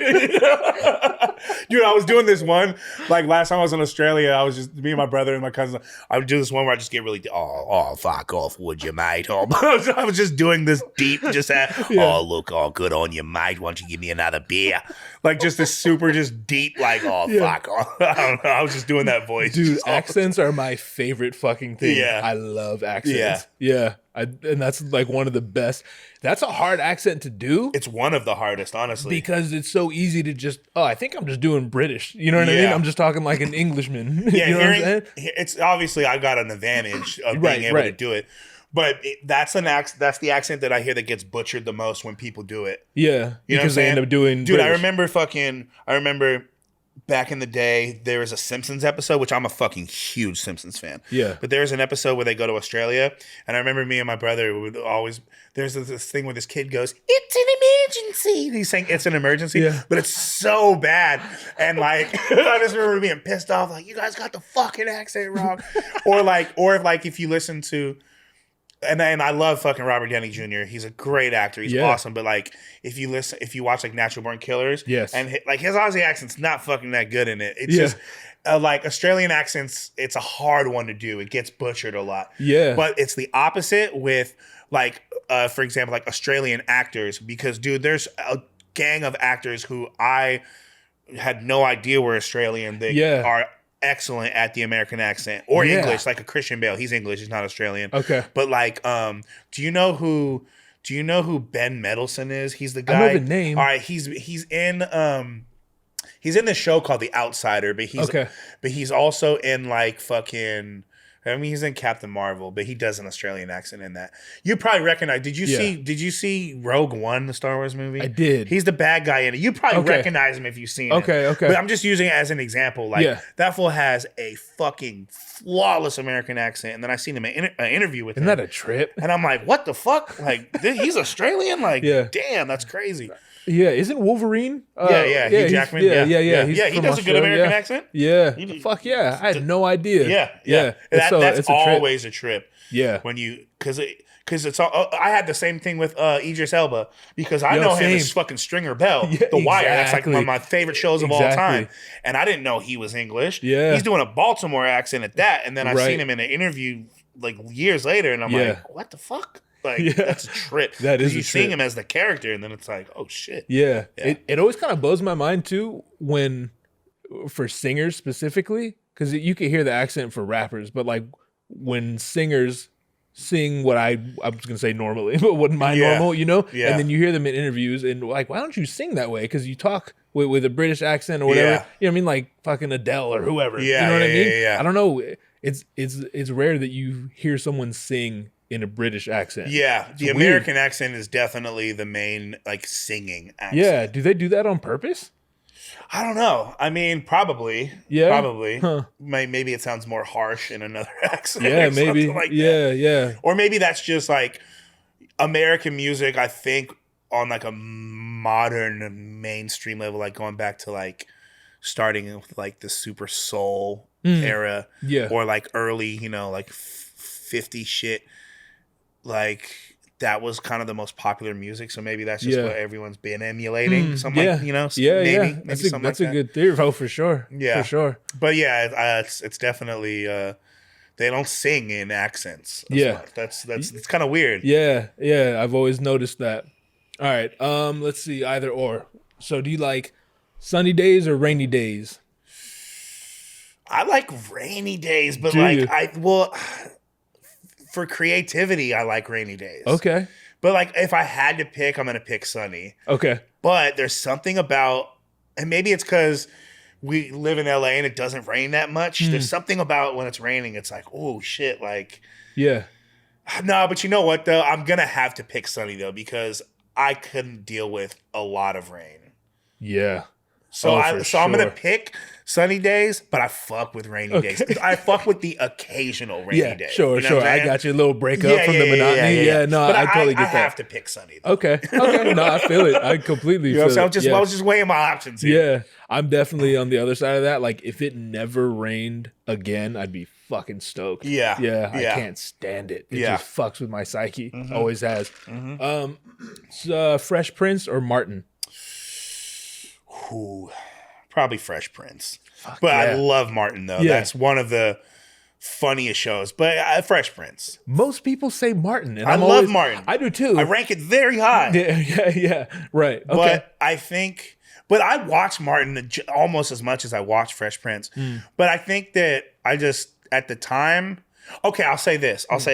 At the time, I would say Fresh Prince. But sometimes if I go back, I think. Like, I laugh more at Martin when I'm a little older than when I was young. Someone else said that. You know what I'm saying? I don't remember who it was. I don't remember. Maybe it was Curtis King. I can't remember, but he definitely said that. He said Martin is for older people. I'll still laugh at that, but I'll catch Martin, like, reruns or, not reruns, because I don't even own TV service. Yeah, I got But, like, it's, if I see it, I'll watch it, and it's like, I'm dying, you know what I'm saying? Yeah. But I'll pick Fresh Prince. I feel like that just probably had a little bit more of an impact. Yeah. And I just fucked with it a little bit more. For sure. But definitely I love Martin. Martin's fucking hilarious. Yeah. I need to rewatch a lot of Martin. Yeah. You know what I mean? Yeah. It was always just on in passing. You know what I mean? Whereas like I made a conscious effort to digest Fresh Prince. Have you seen the Joyner Lucas video that just came out? I've only seen a clip of it, but he's like reenacting Fresh Prince shit or something. Did all of Will Smith shit. At first I was like, this is corny shit. And then I was like, oh, that's kind of tight. Yeah. And then by like halfway through, I'm like, all right, I fuck with it. Yeah, I've seen a clip, I think on Will Smith's IG or something. Yeah. Yeah. I'll go back. I'll go watch it though. Yeah, it's pretty dope. Yeah. Let's see, burgers or Mexican food? Ooh, that's a fucking hard one. Damn. I love Mexican food. Yeah. But I'm gonna pick a burger. Okay. I'm gonna pick a burger. Okay. Yeah. Cool. First one. First one to pick I'm gonna pick a burger because I feel like it's a little bit. A burger is like a specific thing, and a Mexican food is like, yeah. Well, you know what I'm saying? I got you. Because if it was like burger or burrito, yeah, like I like a burger. I'm gonna pick a burger. Burgers. Yeah. Okay. I'm Cool. pick a burger. All right. I'm a big list guy, and I know a lot of people don't like lists, but so we'll do 3 lists. Okay. First, top 5. And when I say list, I mean like favorite, not greatest of all time. Yeah. That's crazy. You know what I mean? Like favorites, top 5 comedians. Okay. Chappelle. Okay. Jamie Foxx, because I Might Need Security is one of my favorite stand-ups. That shit changed my life, dude. Amazing. Yes. Richard Pryor. Okay. Which, if you haven't seen it, go watch the Richard Pryor roast, and then watch his, because you know how the roasts are. The comedian comes up at the end. Right. And they say their shit. Right. Watch Richard Pryor's response to his roast. And it's one of the funniest fucking things. Okay. I'm definitely going to check it out. It's fucking hilarious. Okay. And then I fucking love Theo Vaughn. Mm-hmm.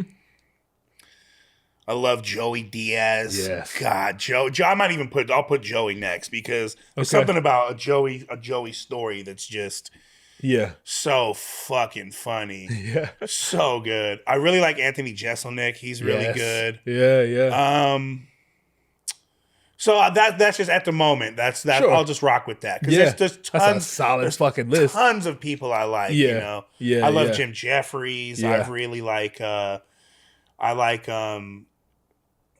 Yeah, there's a lot of people, but shit, because then it's not a top 5. Right, so right. That's I got you. That's where your head's at. The first 3 are like my greats, and then you know. That's how I am with rap and shit too. Yeah. Okay, top 5 producers: Timbaland, Dr. Dre, DJ Premier, Pharrell, and Just Blaze. I knew you were gonna say Just Blaze. That's my favorite. Yeah. Wow, that's a fucking solid lineup as well. Timbo has just always been consistent. He just has the most diverse and just he can do dude. He's my favorite. Yeah. But you know, there's a lot of other people I could put in there. There's obviously Dilla and Alchemist and fucking a lot of people, but RZA and shit. But right. That's that's a solid 5. Mm-hmm. Okay, last one. Top 5 rappers: Jay-Z, Eminem, Lil Wayne, Black Thought, and Royce. Yeah. Whew. Yeah. Okay. Yeah. Damn, bro. If this was a party and it was like producers, comedians, and rappers, I would never want to leave. You know what I mean? Those 15 people, goddamn, I'm entertained forever. There's a lot of other people, like, because rappers is a very, very hard one because there's people who like might make better music than the people on the list, and there's people because when I'm looking at it like Hove, it's like best discography, the Michael Jordan of the shit. Yeah. Just the most consistent for so long. Yeah. When I'm looking at someone like M, it's like rapping ability. Like how good, if you know what I'm saying? Yeah. And same with Wayne and shit. Mm-hmm. And then it's like, and Royce. But then like Black Thought, it's like Black Thought is probably the most consistent rapper like ever. Yeah. Like obviously the Roots were a huge influence on me. And then just how good he is still. Yes. Like you should look at shit like that. Flex freestyle and shit like that. I know. Jeez. It's ridiculous. Yeah. It's ridiculous. But and then there's cats like Kendrick, and there's fools like fucking Nas and fucking there's a bunch, but like it's hard. Yeah. And then I could throw in Pun, I could throw in I could throw in a lot, but that's who like who I would say like favorite wise, you know what I'm saying? Sure. Like it's hard to buckle down, but just off the top of the head, that's what I'm fucking with. I love it, man. Yeah. I love it. Well, where if someone wanted to find you, where do you point them at? I mean, I'm at Chase More Music on all platforms. Okay. IG, Twitter. Cool. Yeah, on all platforms. ChaseMoreMusic@gmail.com for any production shit. There's a new album I have called The Sky Is Falling, which is coming out in April. But yeah, Chase More Music across all platforms. Dope, man. Make it easy. Yeah. That's tight when everything's available. Yeah, well, Chase More was taken when I first, whatever the first social media, it was probably Twitter. Okay. So I just rocked with that. I was like, oh, fuck, Chase More is taken. So Chase More Music, and then I'll just keep it uniform across all platforms. Makes it way easier. Yeah. Yeah, there's no numbers at the end and shit. No underscores. Yeah. Fuck out of here. Yeah, for real. Yeah, change your name if you have to do that. You know? All right, man. Well, thank you so much for doing this, bro. Thank you for having this was me, man. fun. Oh, definitely. All day. This is a blast. Do me a favor. Say the devil is a motherfucking lie. The devil is a motherfucking lie. Hell yeah. Thank you, bro. I appreciate it. Dog. Yeah. Hell yeah. Thank you very much for watching. I do hope you enjoyed it. Please be sure to subscribe to this channel, like this video, and share it with a friend or six if you think they'll enjoy it as well. You can find this podcast on all major platforms. That's iTunes, Stitcher, Google Music, Spotify. You know how this works. So go ahead and find it on your preferred platform. Subscribe, share, leave a 5-star rating, all the podcast things, and do so knowing that it is very much appreciated. This podcast is filmed and recorded at Playmaker Studio right here in Los Angeles, California. You can find more at onthewaydown.net and follow this podcast on Instagram at OTWD Podcast. Thank you to Illuminidal, and thank you for watching. The devil is a motherfucking lie.